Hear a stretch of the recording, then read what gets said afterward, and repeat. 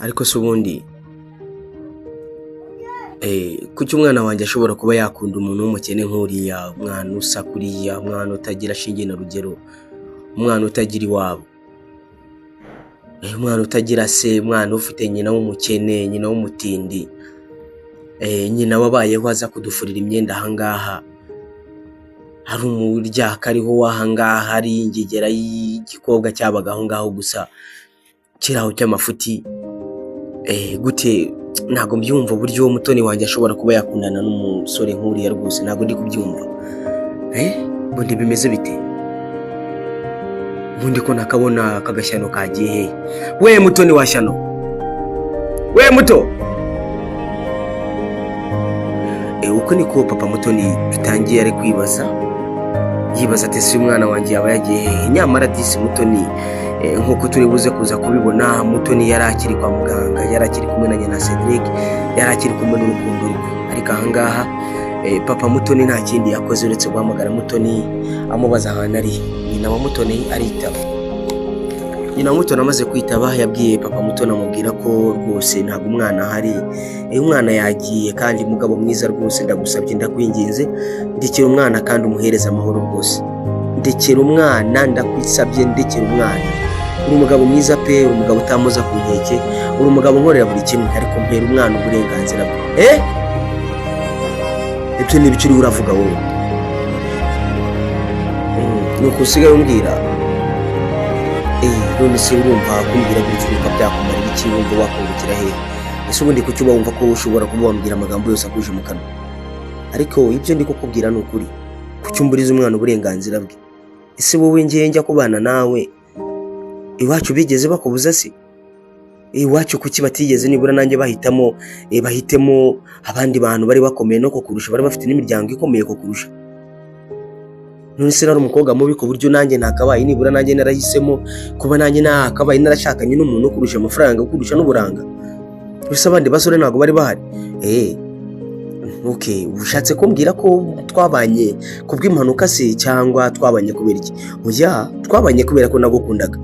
Urabizi wanyu ntago mwaturushaga umutungo, ikindi nta nubwo wari warize cyane kundusha. Ariko kubera ko nagukundaga twarabanye. Ntago nigeze nitaka iwanyu muri abakene, wanyu mwari abakene nawe urabizi. None se kuki ushobora kuba wafata umwana wanyu ukamubuza uburenganzira ngo nuko ari gukundana n'umukene?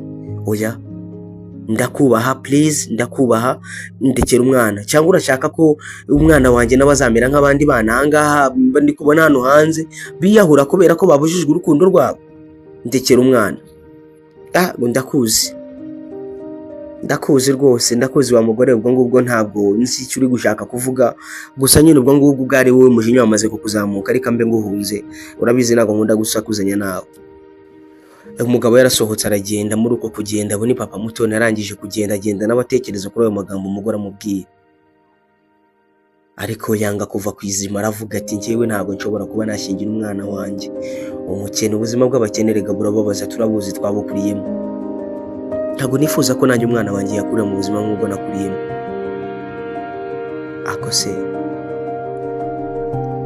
ko nabukuriyemo ariko nkaba ameze neza, kuki batazamera neza? Iki kibazo ko mbona kimbanye ihurizo, ntabwo nzi icyo nakora. Akigera kuri gate, papa mutoni akigera kuri gate neza agiye gusohoka, nta kindi cyabaye uretse ko yagiye kubonabona mutoni n'ibitotsi byinshi, mutoni unaniwe. Mutoni araza rwose yegera se amugeze imbere. Papa mutoni no kureba mutoni atangira gutekereza uburyo mutoni ataraye mu rugo kubera ko yari yagiye kureba umuntu.